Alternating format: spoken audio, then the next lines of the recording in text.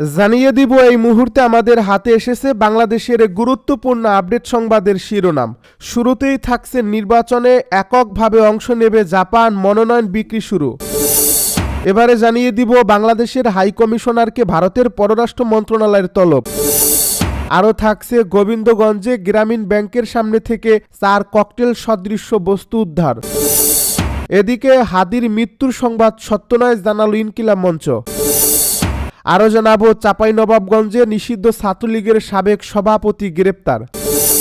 সব শেষে জানিয়ে দিব 30,000 আওয়ামী লীগের নেতাকর্মীকে আশ্রয় দিয়েছে ভারত, বলছে হাসনাত। এতক্ষণ শুনছিলেন হাতে থাকা আপডেট সংবাদের শিরোনাম, এবারে বিস্তারিত।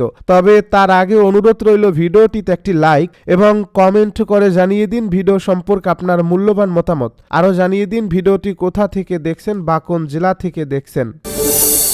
নির্বাচনে এককভাবে অংশ নেবে জাপা, মনোনয়ন বিক্রি শুরু। আসন্ন নির্বাচনে এককভাবে অংশ নেবে জিএম কাদেরের নেতৃত্বাধীন জাতীয় পার্টি। বুধবার রাজধানীর একটি হোটেলে দলটির কেন্দ্রীয় কমিটির সভায় এ সিদ্ধান্ত হয়। তফসিল ঘোষণার 6 দিন পর বুধবার সন্ধ্যায় রাজধানীর কাকরাইলের কেন্দ্রীয় কার্যালয়ে দলীয় মনোনয়ন ফরম বিক্রি শুরু করে জাপা। চলবে আগামী 21 ডিসেম্বর পর্যন্ত। দল থেকে বহিষ্কৃত সাবেক মহাসচিব মশিউর রহমান রাঙাকে দলে ফিরিয়ে নিয়েছে জাপা। বুধবার কেন্দ্রীয় কমিটির সভার মঞ্চে দলীয় চেয়ারম্যান জিএম কাদেরের পাশে ছিলেন তিনি।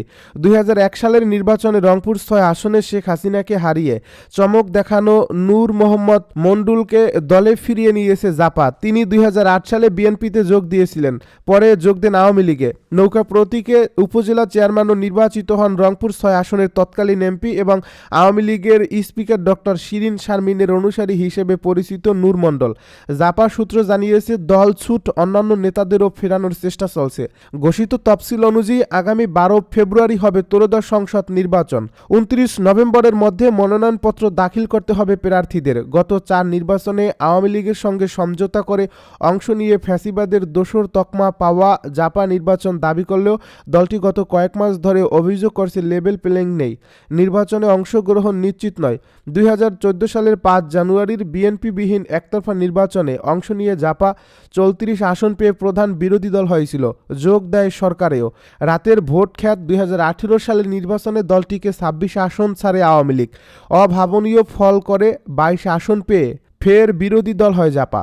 বিএনপিবিহীন 24-এর 7 জানুয়ারির নির্বাচনেও দলটিকে 26 আসন ছাড়ে আওয়ামী লীগ। 11 আসন পেয়ে তৃতীয়বারের মতো বিরোধী দল হয় জাপা।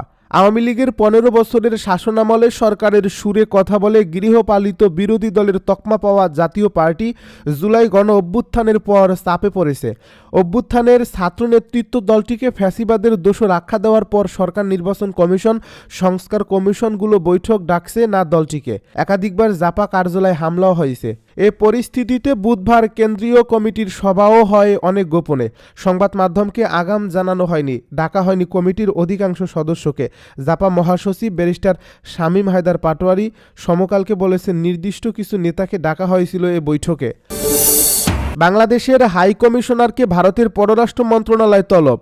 নয়াদিল্লিতে বাংলাদেশের হাই কমিশনার এম রিয়াজ হামিদুল্লাহকে ভারতের পররাষ্ট্র মন্ত্রণালয়ে তলব করা হয়েছে। আজ বুধবার স্থানীয় সময় দুপুর 12টার দিকে রিয়াজ হামিদুল্লাহকে ভারতীয় পররাষ্ট্র মন্ত্রণালয়ে তলব করা হয়। রিয়াজ হামিদুল্লাহকে তলব করেন ভারতের পররাষ্ট্র মন্ত্রণালয়ের যুগ্ম সচিব বি শ্যাম। বাংলাদেশ ও ভারতের কূটনৈতিক সূত্রগুলো প্রথম আলোকে এ তথ্য নিশ্চিত করে। গত রোববার ঢাকার ভারতীয় হাই কমিশনার প্রণয় বার্মাকে বাংলাদেশের পররাষ্ট্র মন্ত্রণালয়ে তলব করা হয়েছিল। আজ বুধবার নয়াদিল্লিতে বাংলাদেশের হাই কমিশনারকে তলব করা হলো।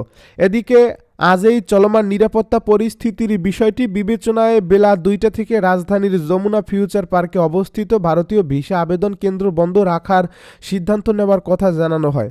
বাংলাদেশে ভারতীয় ভিসার আবেদন কেন্দ্র আজ তাদের ওয়েবসাইটে এক বিজ্ঞপ্তিতে এই তথ্য জানায়।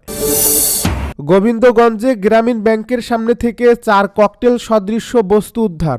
গাইবান্ধার গোবিন্দগঞ্জে 4টি ককটেল সদৃশ্য বস্তু উদ্ধার করছে র্যাব। মঙ্গলবার দিবাগত গভীর রাতে উপজেলার কোমরপুর গ্রামীণ ব্যাংক শাখার অফিসের প্রধান ফটকের সামনে পড়ে থাকা অবস্থায় সেগুলো উদ্ধার করা হয়। সূত্র জানায় মঙ্গলবার দিবাগত রাতে ঢাকা রংপুর মহাসড়কের পার্শ্ববর্তী কোমরপুর বাস স্ট্যান্ড এলাকায় ব্যাংকটির প্রধান ফটকের সামনে পড়ে থাকা বস্তুগুলো প্রথমে স্থানীয়দের নজরে আসে। তারা ককটেল সদৃশ্য 4টি বস্তু পড়ে থাকতে দেখে জরুরি সেবা 999-এ ফোন দিয়ে ঘটনাটি পুলিশকে জানায়। খবর পেয়ে গোবিন্দগঞ্জ থানা পুলিশ ঘটনাস্থলে গিয়ে র্যাব ১৩ রংপুরের বোমা ডিসপোজাল টিমকে বিষয়টি জানালে তারা গভীর রাতে অবিস্ফোরিত 4টি ককটেল সদৃশ বস্তু উদ্ধার করে নিষ্ক্রিয় করে। বুধবার রাতে র্যাব ১৩ এক সংবাদ বিজ্ঞপ্তিতে জানায়, গ্রামীণ ব্যাংকের প্রধান ফটকের সামনে ওভারব্রিজ এলাকা থেকে হেলমেট পরিহিত 4 অজ্ঞাত পরিচয় ব্যক্তি 2টি মোটরসাইকেলে এসে লাল রঙের 4টি ককটেল সদৃশ বিস্ফোরক জাতীয় বস্তু নিক্ষেপ করে দ্রুত স্থান ত্যাগ করে। র্যাবের বোমা ডিসপোজাল টিম সেগুলো উদ্ধার করে নিরাপদ সংরক্ষণের জন্য থানায় হস্তান্তর করে।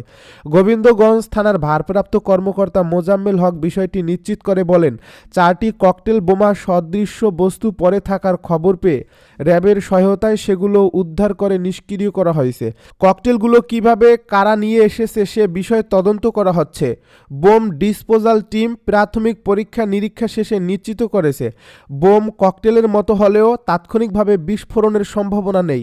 লাল বস্তুগুলো দেখতে মোড়ানো বস্তু 4টি পানিতে ভিজিয়ে নিরাপদভাবে স্থানীয় সংরক্ষণ করা হয়েছে। আইনগত প্রক্রিয়া শেষে আদালতের নির্দেশনায় পরবর্তী সিদ্ধান্ত নেওয়া হবে। তিনি আরও বলেন, প্রাথমিকভাবে ধারণা করা হচ্ছে আতঙ্ক সৃষ্টির উদ্দেশ্যেই দুর্বৃত্তরা ককটেল সদৃশ্য বস্তুগুলো ফেলে পালিয়ে গেছে। হাদির মৃত্যু সংবাদ সত্য নয়, জানালো ইনকিলাব মঞ্চ। জুলাই গণ অভ্যুত্থানের সম্মুখভাগের অকুতোভয় যোদ্ধা ও ইনকিলাব মঞ্চের মুখপাত্র শরীফ ওসমান হাদির অবস্থা অত্যন্ত সংকটাপন্ন। তবে সামাজিক যোগাযোগ মাধ্যমে ছড়িয়ে পড়া তার মৃত্যুর সংবাদ সত্য নয় বলে জানিয়েছে ইনকিলাব মঞ্চ। বুধবার রাতে এক বিবৃতিতে এ তথ্য দেওয়া হয়েছে। এই বিবৃতিতে ওসমান হাদির শারীরিক অবস্থার সর্বশেষ আপডেটে বলা হয়েছে, ওসমান হাদি ভাইয়ের অবস্থা সংকটাপন্ন, কিন্তু তার মৃত্যুর যেই সংবাদ শোনানো হচ্ছে সেটা সত্য নয়। হাদির পরিবারের পক্ষ থেকে দেশবাসীর কাছে দোয়া চাওয়া হয়েছে বলেও উল্লেখ করা হয়েছে বিবৃতিতে। দোয়া চেয়ে বলা হয়েছে, আল্লাহ যেন তাকে হায়াতে তাইয়্যিবাহ নসিব করেন। চাঁপাইনবাবগঞ্জে নিষিদ্ধ ছাত্রলীগের সাবেক সভাপতি গ্রেপ্তার। নিষিদ্ধ ঘোষিত সংগঠন ছাত্রলীগের চাঁপাইনবাবগঞ্জ জেলা শাখার সাবেক সভাপতি নাহিদ শিকদারকে গ্রেপ্তার করছে পুলিশ। বুধবার চাঁপাইনবাবগঞ্জের শিবগঞ্জ উপজেলার দাইপুকুরিয়া ইউনিয়নের বারিকবাজার এলাকা থেকে তাদেরকে গ্রেপ্তার করা হয়। বিষয়টি নিশ্চিত করেছেন চাঁপাইনবাবগঞ্জ জেলা পুলিশের মুখপাত্র ও অতিরিক্ত police super AMM Wasim Firoz. তিনি বলেন, দেশ জুড়ে অপারেশন ডেভিল হান্ট ফেজ 2 নামের বিশেষ অভিযান শুরু করছে যৌথ বাহিনী। এর ধারাবাহিকতায় চাঁপাইনবাবগঞ্জ জেলা জুড়েও অভিযান চলমান রয়েছে। আজ রাতে নাহিদ শিকদারকে সন্ত্রাস বিরোধী আইনে গ্রেপ্তার করা হয়েছে। প্রসঙ্গত, জেলা ছাত্রলীগের সভাপতি আরিফুর রেজা ইমন স্বেচ্ছায় পদত্যাগ করলে 2020 সালের 10 ডিসেম্বর ছাত্রলীগের কেন্দ্রীয় কমিটি নাহিদ শিকদারকে চাঁপাইনবাবগঞ্জ জেলা ছাত্রলীগের ভারপ্রাপ্ত সভাপতি হিসেবে দায়িত্ব দেয়। পরে তাকে সভাপতির পূর্ণাঙ্গ দায়িত্ব দেওয়া হয়। দায়িত্ব পাওয়ার পর তিনি বিভিন্ন বিতর্কিত কর্মকাণ্ডে জড়িয়ে পড়েন। এর মধ্যে নাহিদ শিকদারের ফেনসিডিল হাতে একটি ভিডিও এবং কয়েকটি স্থিরচিত্র সামাজিক যোগাযোগ মাধ্যমে ব্যাপকভাবে ছড়িয়ে পড়ে, জানিয়ে ব্যাপক সমালোচনার সৃষ্টি হয়। 30,000 আওয়ামী লীগের নেতাকর্মীকে আশ্রয় দিয়েছে ভারত, দাবি হাসনাতের। জাতীয় নাগরিক পার্টির দক্ষিণাঞ্চলের মুখ্য সংগঠক হাসনাত আবদুল্লাহ বলেছেন, 30,000 আওয়ামী লীগের নেতাকর্মীকে পাসপোর্ট এবং ভিসা ছাড়াই ভারত আশ্রয় দিয়েছে। বাংলাদেশের সন্ত্রাসীদের তারা আশ্রয় এবং ট্রেনিং দিচ্ছে।